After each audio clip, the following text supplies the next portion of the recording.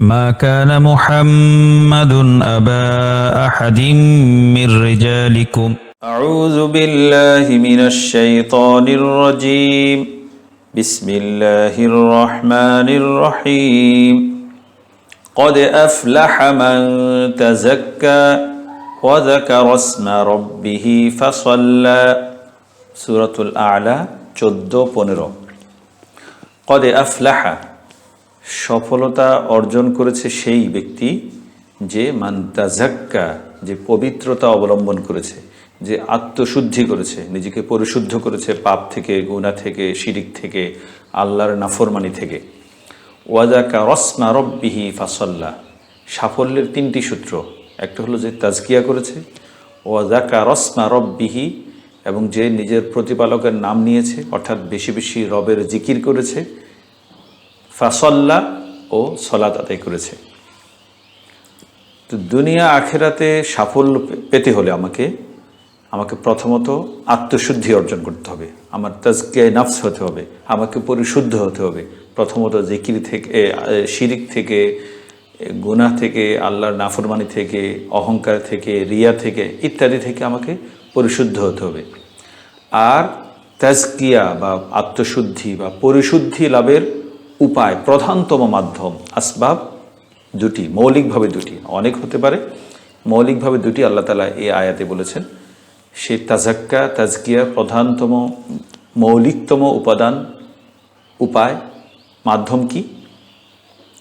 এক, যাকারা ইসমা রাব্বিহি, সবসময় আল্লাহর জিকির করা, সুযোগ পেলে আল্লাহ জিকির করা, কলবের মধ্যে আল্লাহর জিকিরকে সবসময় জারি রাখা। দুই, ফাসল্লা, নিয়মিত সলাতের ব্যাপারে যত্নবান থাকা। সলাত বলতে ফরজ নামাজগুলো, বিশেষ করে সেগুলোর প্রতি যত্নবান থাকা, ফরজ নামাজের কখনো কোনো অবস্থাতে ফরজ নামাজ ছুটে যেতে না দেয়া। এই দুটি বিষয় হলে আমার স্বয়ংক্রিয়ভাবে অটোমেটিক আল্লাহ আমার কলবকে পরিশুদ্ধ করে দিবেন, আমার কলবকে পরিশুদ্ধ রাখবেন, আমার তাজকিয়া করতে থাকবেন আল্লাহ তাআলা। উপর প্রথম আয়াতে কদ আফলাহা মান তাযাক্কা, কেউ বলেছেন তাযাক্কা অর্থ যাকাত আদায় করা হতে পারে, মানে দান সদকা করা। তারপর দান সদকা করার পর আল্লাহ জিকির করে ফাসল্লা, নামাজ আদায় করা। নবীজি সাল্লাল্লাহু আলাইহি ওয়াসাল্লাম বলেছেন ঈদের নামাজে, রোজার ঈদে নামাজের আগে, ঈদের জামাতের আগে শরীক হওয়ার আগেই সদকাতুল ফিতরটা আদায় করে দিতে বলেছেন, ঈদের জামাতে হাজির হওয়ার, শরীক হওয়ার আগে। এবং কোরবানির ঈদে কোরবানি করতে বলেছেন ঈদের জামাতের পর।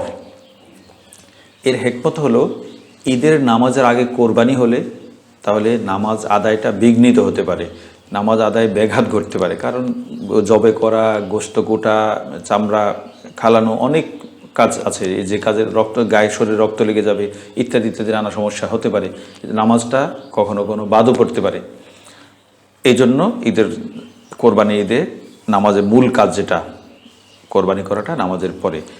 আর রোজার ঈদে সদকাতুল ফিতরটাকে সলাতের আগে, ঈদের নামাজের আগে আদায় করতে বলেছেন। কারণ সদকা আদায় করলে, সদকা দিলে নামাজে কোনো বিঘ্নিত হওয়ার বিষয় নেই। এখানে আমি টাকাটা আদায় করে দেবো, আদায় করে নামাজ পড়তে যাব, সহজ কাজ। এছাড়া সদকাতুল ফিতর নামাজের আগে আদায় করা আরেকটি হিকমত হতে পারে যে গরিব মানুষটা দিনের শুরুতেই তার কিছু টাকা পেয়ে গেল, তার প্রয়োজন পুরো করার জন্য সে একটা অবলম্বন পেয়ে গেল, নিজের পরিবারের জন্য খাদ্যদ্রব্য কিনতে পারলো, এবং ঈদের দিন তার হাতে খালি হাত থাকলে তার হাতে কিছু টাকা জমলো।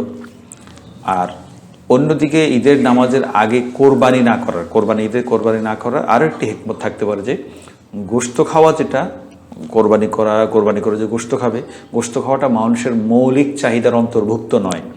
গোশত খাওয়াটা এক প্রকার নেয়ামতের পূর্ণতা বা বিলাসিতা, এজন্য এটা সালাতের পরে হলেও ভালো।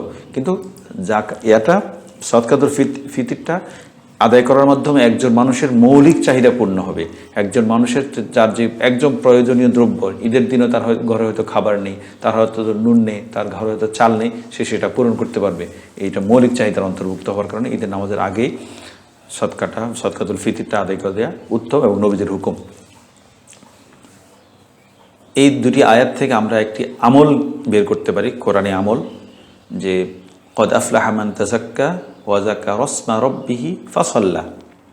তাজাক্কা, সদকাতুল ফিতর নামাজের আগে, যে কোনো ফরজ নামাজের আগে বা যে কোনো বিশেষ নামাজের আগে আমি যত বেশি সম্ভব যাকারা ইসমা রব্বি, আল্লাহর রবে, আমার রবের জিকির বেশি বেশি জিকির করতে পারি। মসজিদে যাওয়ার সময় জামাতে হাজির হওয়ার জন্য যে জিকির করতে পারি, বা মসজিদের যখন বসে আছি নামাজের অপেক্ষায় সলাতের ইন্তেজারে আছি তখনও বসে বসে জিকির করব, এটা তো একটি বিষয়। এছাড়াও তাজাক্কা, যে আল্লাহ তাআলা রসুল বলেছেন নামাজের আগে, ঈদের নামাজের আগে সদকাতুল ফিতর আদায় করতে। আমিও জুমার নামাজে যাওয়ার আগে বা যে কোনো ফরজ নামাজে যাওয়ার আগে সম্ভব হলে 1 টাকা 2 টাকা 100 টাকা 200 টাকা আমি কিছু সৎকা করে যাব। সৎকা করলে হবে কি, তাহলে পরবর্তীতে আল্লাহর জিকির করাটা সহজ হবে এবং সলাত আদায় করাটা আমার জন্য সহজ হবে। এই আমলটা আমরা করে দেখতে পারি ইনশাল্লাহ। আল্লাহ তাআলা আমাদেরকে বরকত দিবেন। আল্লাহ তাআলা আমাদেরকে কোরআন মানার, কোরআনে আমল করার এই নিজের যে নূর, সেই নূরটা আমাদেরকে দান করবেন। পাশাপাশি আমি যে কোরআনের যে মূল রূপ, মূল রস, যে মূল নির্যাস, মূল সুর, যেটা মূল রূহ, প্রাণ যেটা, সেটাকে রক্ষা করার চেষ্টা করছি। এটা আল্লাহ তাআলার কাছে পছন্দ হবে। আল্লাহ তাআলা আমাদের সবাইকে কোরআন অনুযায়ী এবং সুন্নাহ, রসুলের সুন্নাহ সম্মত উপায়ে জীবনযাপন করার তৌফিক দান করুন। আমিন। ওয়া আখিরু দাওয়ানা আলহামদুলিল্লাহি রাব্বিল আলামিন ওয়া মা আলাইনা ইল্লাল বালাগুল মুবিন।